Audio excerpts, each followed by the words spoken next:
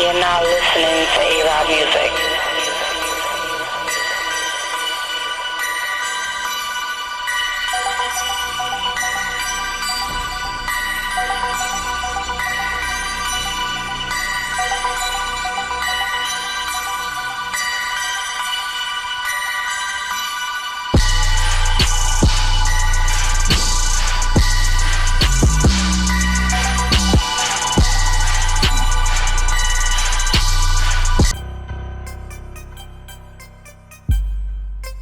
Et toi qui me regardes là, qui a dit qu'aujourd'hui, en 2017, c'était impossible d'acheter des immeubles de rapport?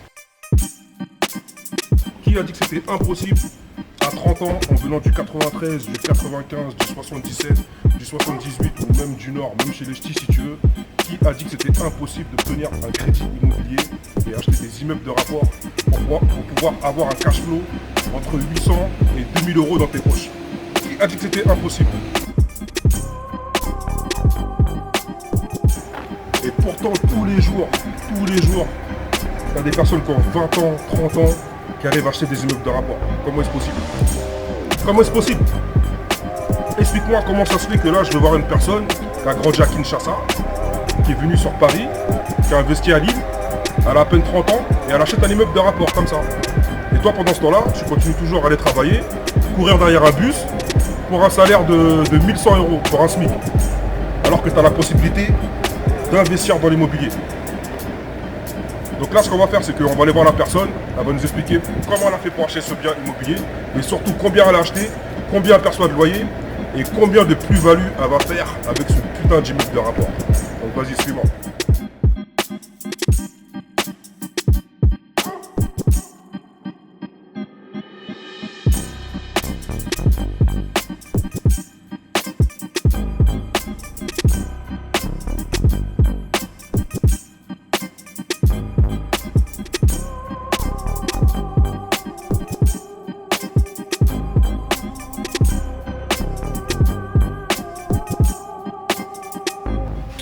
Ok Inès, donc là on se trouve dans ton immeuble de rapport. Ouais, dans l'un des immeubles. Dans l'un de tes immeubles de rapport, tu en as combien? En termes d'immeubles, j'en ai 7.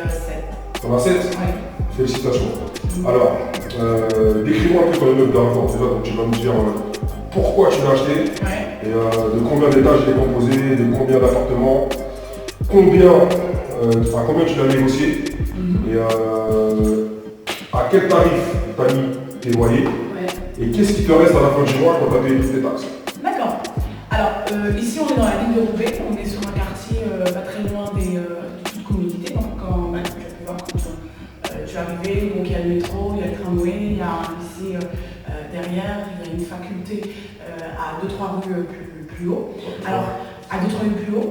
Donc, la stratégie pour cet immeuble, c'était simple. C'est qu'il est situé dans une zone où il y a des étudiants, mais aussi il y a beaucoup de familles modestes. Et j'ai eu une opportunité, puisque je connais un peu le milieu et l'investissement sur la ville, qui s'est présenté à moi. Il y avait un propriétaire, donc l'ancien propriétaire de ce lieu, qui était criblé de dettes. Et il y avait quelques travaux à faire pour pouvoir rentabiliser. Alors c'est un petit immeuble de rapport, il y a 3 lots, donc il y a un lot de...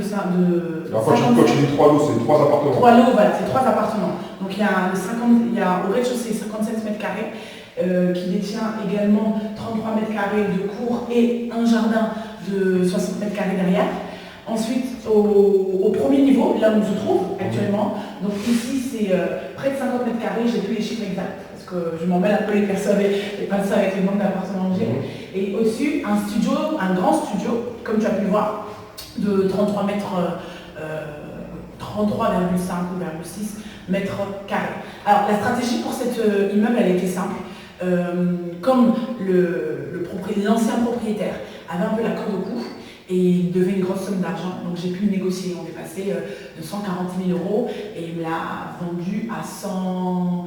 En fait, j'ai acheté le tout pour 118 000 euros, frais d'agence inclus. Donc tu as fait... Donc déjà, dès le départ, tu as gagné 20 000 euros. Voilà, dès le départ, j'ai gagné 20 000 euros. Et les 20 000 euros que j'ai réinvestis en refaisant des aménagements. On a réaménagé totalement le studio d'en haut. Et on a fait quelques travaux d'amélioration sur cet appartement. Par exemple, la chambre, elle n'existait pas. C'était, voilà, là, ça n'existait pas. C'était un F2. Donc, on a créé en fait une nouvelle chambre. Donc, t'as posé un. Voilà, on a fait cloison, voilà, pour faire une F3 et permettre en fait à plus de personnes de pouvoir louer l'appartement. On a mis tout blanc et puis voilà. La stratégie pour cet immeuble, voilà, que j'ai choisi pour cet immeuble, c'était vraiment de louer à des familles modestes. Vraiment, vraiment modestes. Tout simplement parce qu'on est dans une ville qui est économiquement pauvre, il faut le dire ce qui est. Mais ça t'empêche pas de faire du cash flow, c'est ça? Ça n'empêche pas du tout de faire du cash flow. Pourquoi? Je vais expliquer. Parce que en fait, les loyers ici sont payés par les APL. Sont payés par toutes les prestations sociales et diverses en fait que les personnes peuvent avoir. Donc au rez-de-chaussée, j'ai un couple âgé de seniors dont le monsieur est handicapé puisqu'il est aveugle.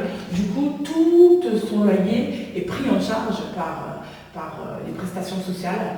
Et voilà, en haut, j'ai un jeune aussi qui travaille, qui a un CDI, qui gagne bien sa vie, mais qui a décidé d'être là pour des raisons, pour sa stratégie économique personnelle. Et du coup, il perçoit aussi une petite somme de loyer, mais son loyer au studio est uniquement de 400 €, ici de 700 et en bas de 700. D'accord, donc je résume. Donc, ici on a Roubaix. Oui. D'accord. Donc, tu as négocié cet immeuble de rapport de 140 000 à 118 000. Oui. Donc, à peu près 20 000 €, tu as gagné 20 000 € dès le départ. Donc, déjà, tu as négocié. Oui. Voilà. Ta négociation t'a fait gagner 20 000 €. Tu as réglé le souci de loyer impayé. Oui. Donc là, tu n'as même pas besoin de prendre une assurance loyer impayé. Oui, non, j'en ai pas sur cette Voilà. j'en ai pas. Vu que c'est l'État qui paye 70% Parce qu'en fait, comme ils ont des prestations sociales et de l'APL qui me sont directement reversées. Directement sur ton compte bancaire. Directement. Boum. Voilà. Alors, sur le compte bancaire de l'agence, parce que comme moi je suis sur Paris, Tu passes par une agence. Voilà, j'ai délégué ça à une agence qui, comme on travaille ensemble depuis quelques temps maintenant et que j'ai déjà laissé plusieurs biens chez eux, qui prend simplement 4% des loyers. Ton crédit IMO, tu l'as fait sur combien d'années? J'ai fait sur 17 ans et demi. D'accord. Voilà. Tu payes combien par mois? 940. Donc- J'ai augmenté, j'ai choisi d'augmenter mes mensualités. Normalement, je payais un peu 800, mais j'ai envie d'aller casser le crédit un peu plus vite, donc 940. D'accord. Donc, tu payes entre 800 et 900 € par mois pour cet immeuble de rapport. C'est même pas pour un appartement, c'est pour un immeuble. D'accord. Donc, il y a 3 appartements. Ouais. Et plus, tu m'as dit qu'il y avait une cour Il y derrière. a une cour et un jardin qu'on va réhabiliter. Donc Tu vas construire sur cette cour. Voilà, on va faire une extension sur la cour, on va faire une extension sur l'appartement du rez-de-chaussée pour qu'il fasse 80 mètres carrés. D'accord. Donc l'ensemble des 3 appartements, tu perçois combien de loyer de ces 3 appartements? Alors, 1800 € sont les charges. Donc on fait un appel de charges de 50, 50 et 30. Donc ça fait 1930 € en fait, D'accord. charges comprises. Donc ça veut dire que... Donc charge comprise, donc taxe foncière. Quand tu dis charge Non, comprise... charge comprise, c'est-à-dire que l'eau, pour l'eau, en fait parce que comme l'immeuble m'appartient à moi en entier, il n'y a pas de syndic de copropriété.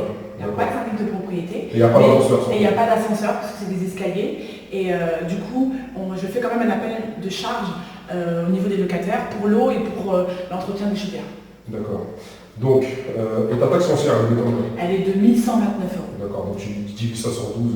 Voilà, c'est moins de 100 € par mois. Voilà, donc c'est moins de 100 € par mois. Donc on va dire que, vu que tu payes ton crédit IMO 900 € par mois pour cet immeuble de rapport, t'enlèves les charges, il te reste à peu près 1000 €. Oui, voilà.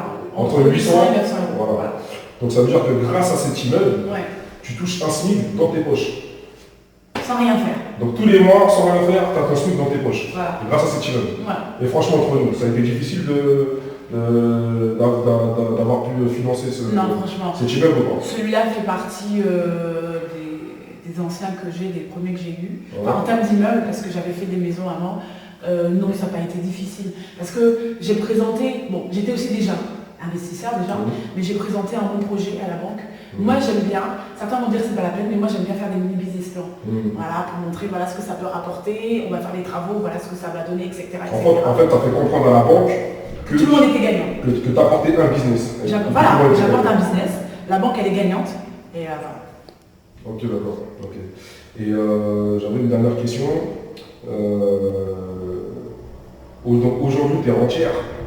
On peut dire que tu es entière. Oui, je Voilà. suis. Quelle sensation ça t'apporte d'être entière? Tous les matins quand tu te lèves, t'as quel genre de sensation?